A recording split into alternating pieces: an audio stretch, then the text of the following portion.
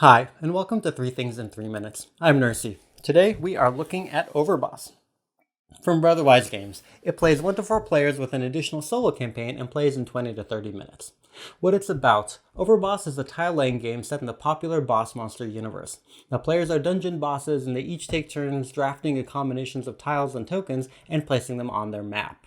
Each game will feature 5 different terrain types plus dungeons, each with a unique method of placement and scoring, as well as matching monsters and additional tokens that can give you points from creating chains, matching monsters to their terrain, or placing tiles of a certain type. After 12 turns, all players score based on their placement and optional individual boss scoring. What I like: the game carries a great 16-bit aesthetic from the Boss Monsters series, and the map evokes games like Legend of Zelda: Link to the Past, and honestly, much of the fun of the game is just watching your map develop, particularly since there are so many unique illustrations for each single terrain and monster type.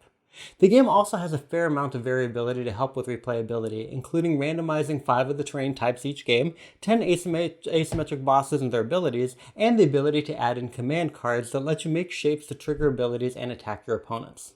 The turns are also quick and straightforward, since you'll be choosing from only 4 pairs of terrains and tokens, which means that there shouldn't be much downtime between players that makes it very easy to play multiple games in a row. And the game has some solid components, including storage trays that make sorting through all the pieces much easier. Now, points to consider. As with any quick drafting game, this game relies heavily on luck, particularly since the pairing of tiles and tokens is random, meaning that you can be lucky in that you get a pair that's exactly what you need, or unlucky in that what you need might appear at the end of your turn and it's gone before it gets back to you, so make sure you're okay with that.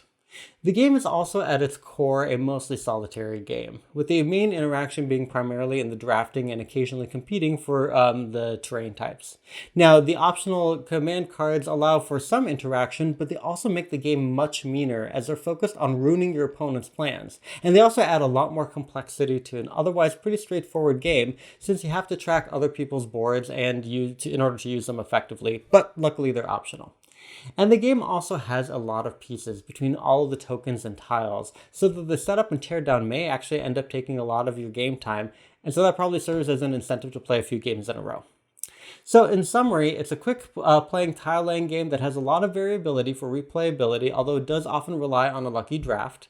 The game is largely solitaire unless you add in the rather mean-spirited and complicated optional command card mechanic, and it features wonderful 16-bit art and helpful storage trays that help offset the otherwise time-intensive setup and cleanup. Thanks so much for watching. Please make sure you like and share this video and subscribe to the channel.